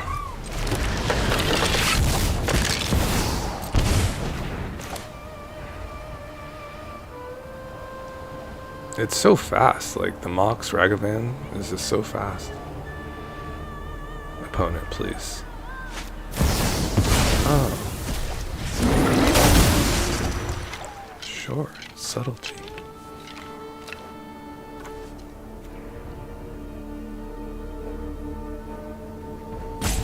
Eh?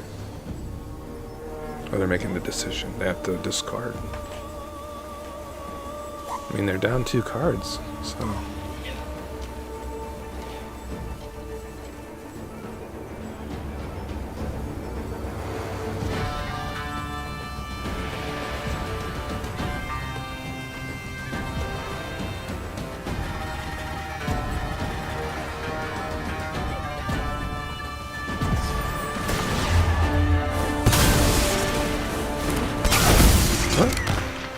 I think they timed out or something? I'm not really sure what that was all about.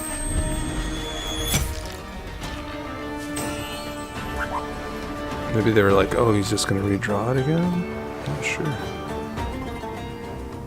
I'm fine. I don't really want to play against Nashi, Illusion, Gadgeteer. I hope they just leave.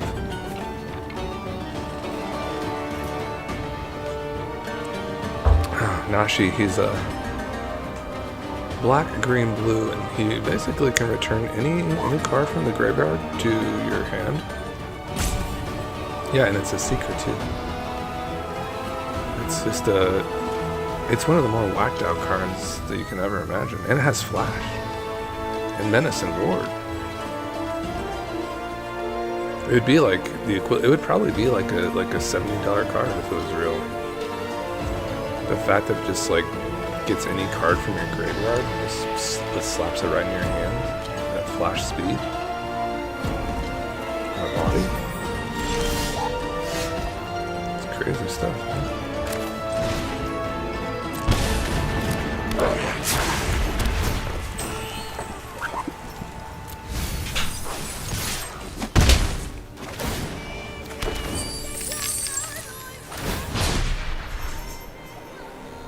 They're gone.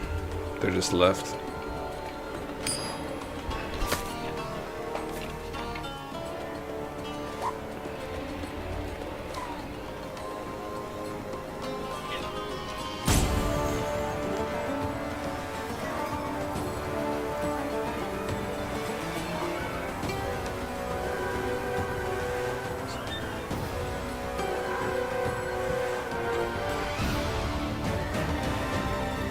Yeah, Halden is blue, Paco is red.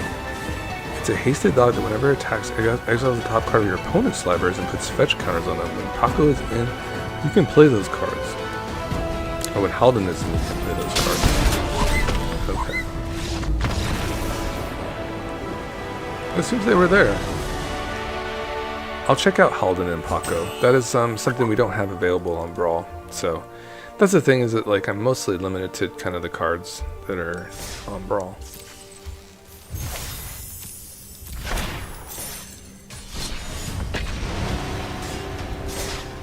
Zoyowa. That's a pretty clever title. Zoyowa. I love it, guys. Alright, this will be the last one. Hopefully we get a real game out of it. We can do our post-game wrap-up, and then I'll tidy this live up tomorrow when it's available for editing. And kind of talk about how it went.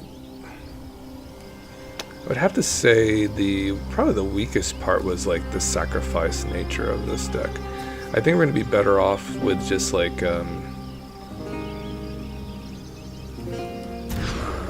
what would you say, like Accursed Marauder effects. I think those are going to be like much better for us.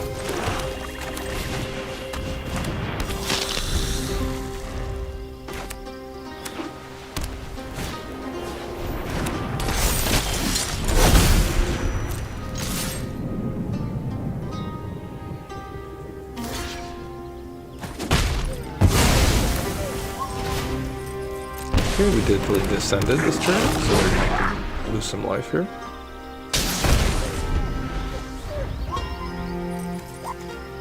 Butler here. Great train heist. They might take my Revenant, but we'll see.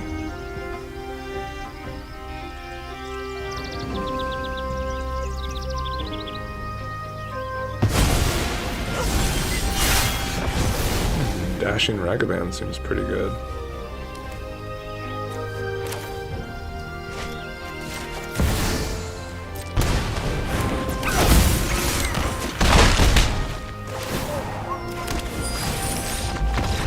They're gone.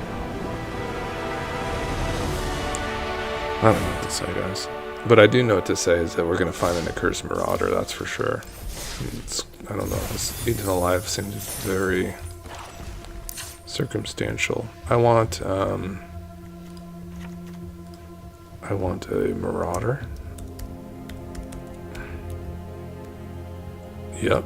And I want a Plague Crafter.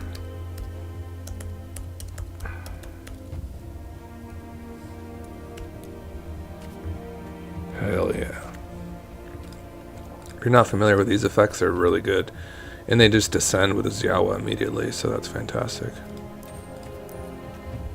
Put like a permanent into our graveyard, get that party started.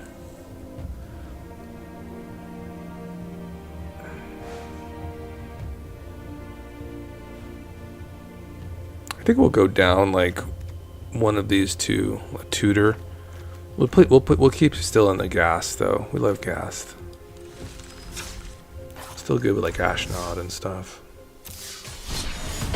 There's the DC. We have some couple targets for that. Okay, we're playing Narna Kanurud, which basically kills you out of nowhere. It basically assembles a lot of equipment and just like you just die.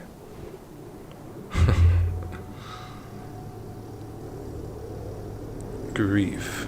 We're gonna be griefing them. Oh no. Pretty fast start for us, actually. Not the worst of the mocks. I think we'll keep this one.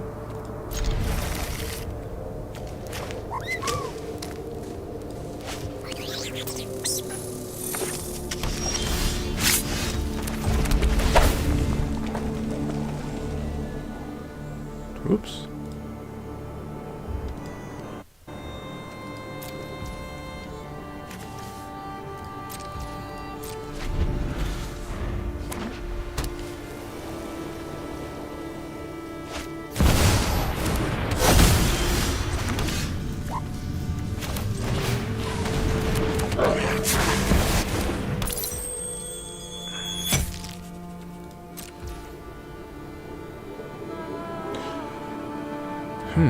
Griefing like a Nazgul, but I would have to exile a card.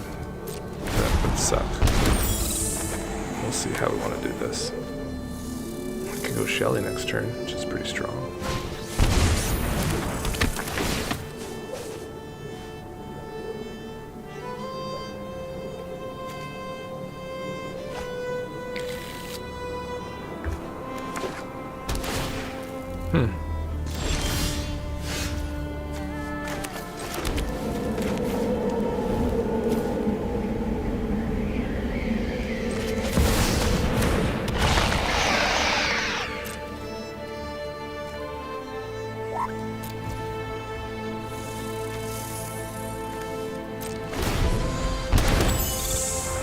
Some damage, Oppo.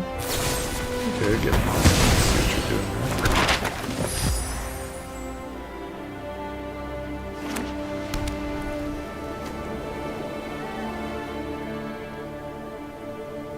there. Yikes. It's just a really scary card. That seems to be doing some things wrong.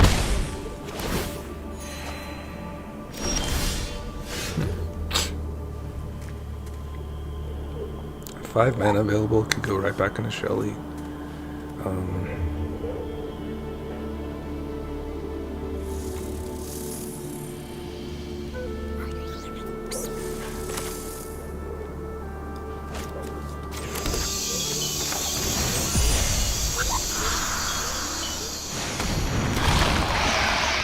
Should I get in their hand? I think so.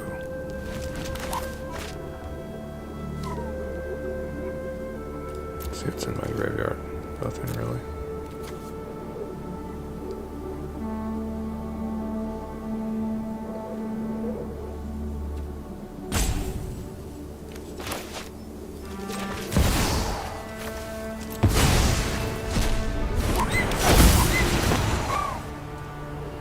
Oh my god, split up.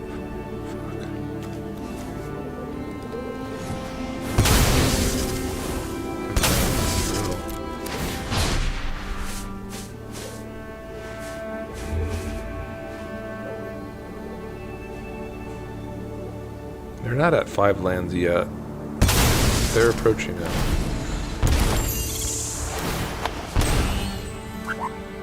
Got all the juicy stuff here.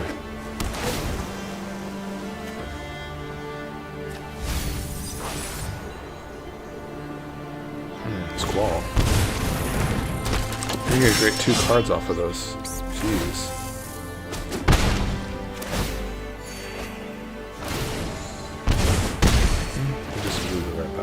They get cards.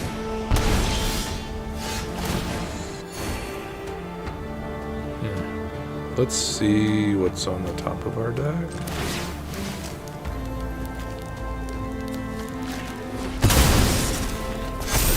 Going off.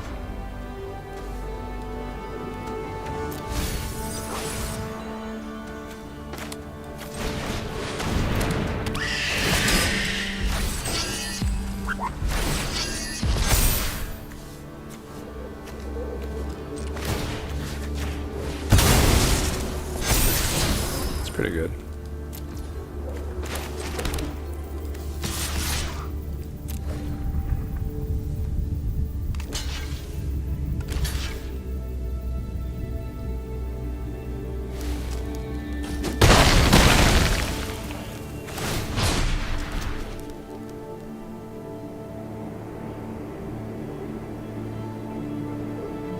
Shelly is just a house, just kind of keeping us in this game. Discarded a card, wow.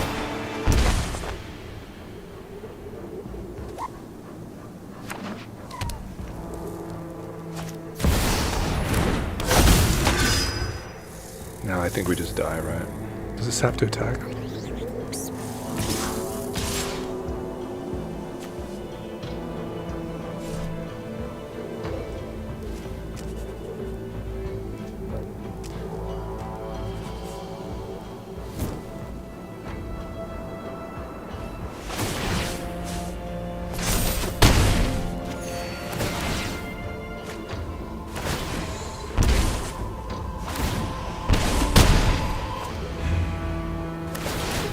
Dang, they're doubling up more.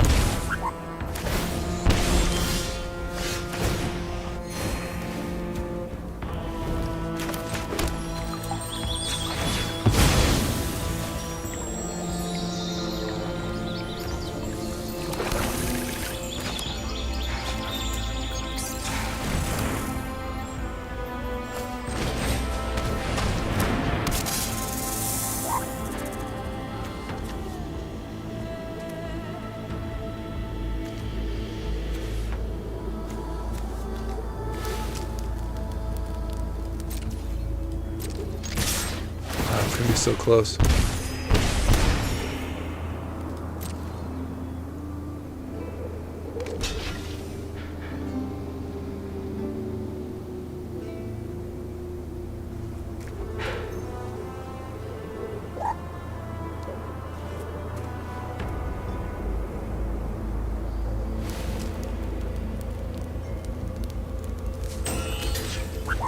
Oh, they give up a squall. It's crazy.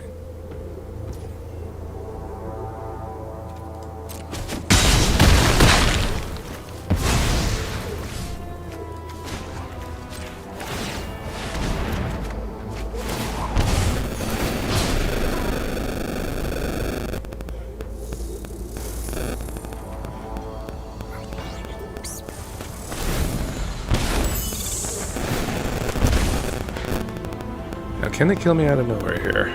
Perhaps.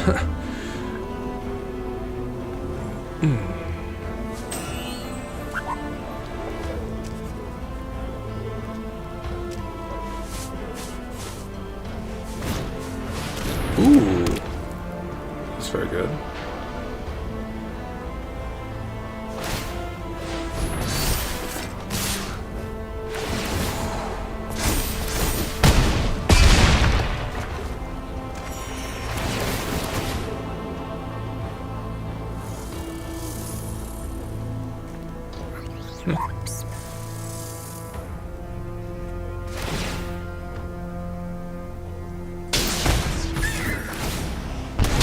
They're losing life.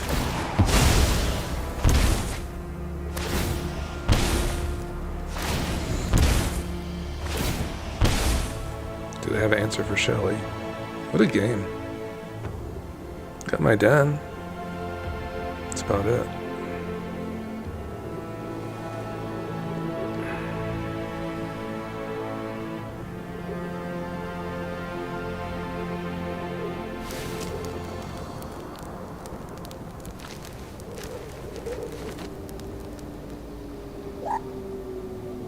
Could be dead on upkeep, right?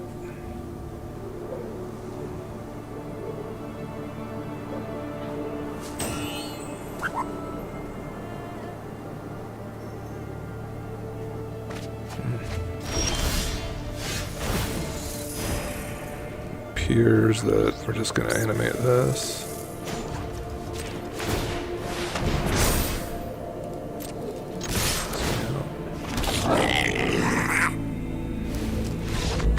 Whoa, dude, Alex, come to my channel, Blitz Scar. What a game we just had. What a game.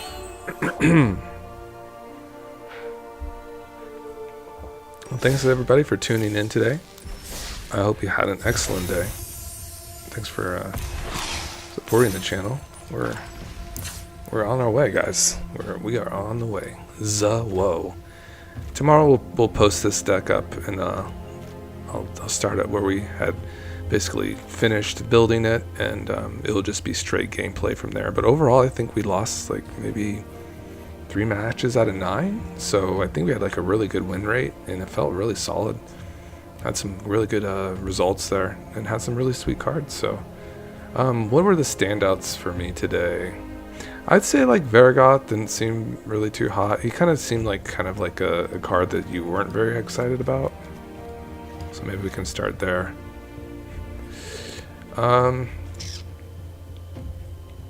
Izarith too is kind of a slower burn, to be honest. I think I griefed it in that last game. Slasher was amazing. Gix was pretty decent. It was always like pressure. Henrika Dominatha was amazing. Shelly, Prospero is good. Lots of gas. Violent Tumor seemed interesting, but a little slow as well. Kind of on the slower side. I like these as kind of reanimation targets, the Gorex and the Worm Coil. Definitely like the Playcrafter like effects. We definitely need a more like draw in general. We were like kind of gassing out a little bit, as you would say.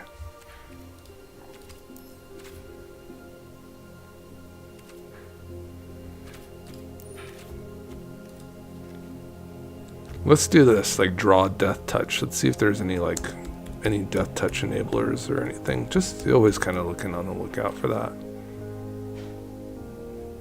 It's a little mana sink there, Falmar Knight.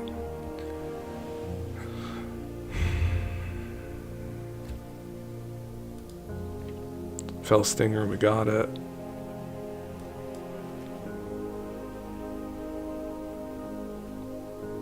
My dogs are just like being so annoying. They're like, get off of the video. Get off.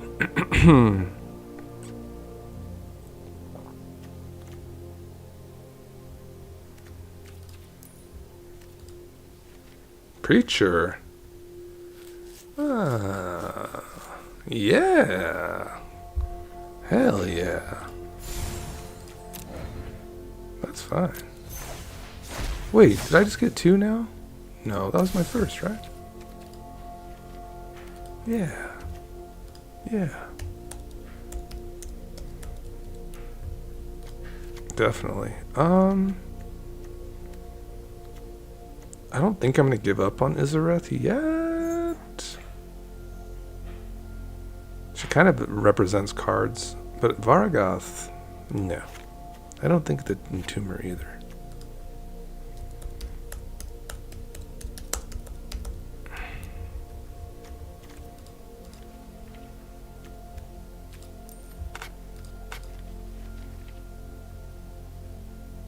Oh, thanks guys. Thanks for joining today.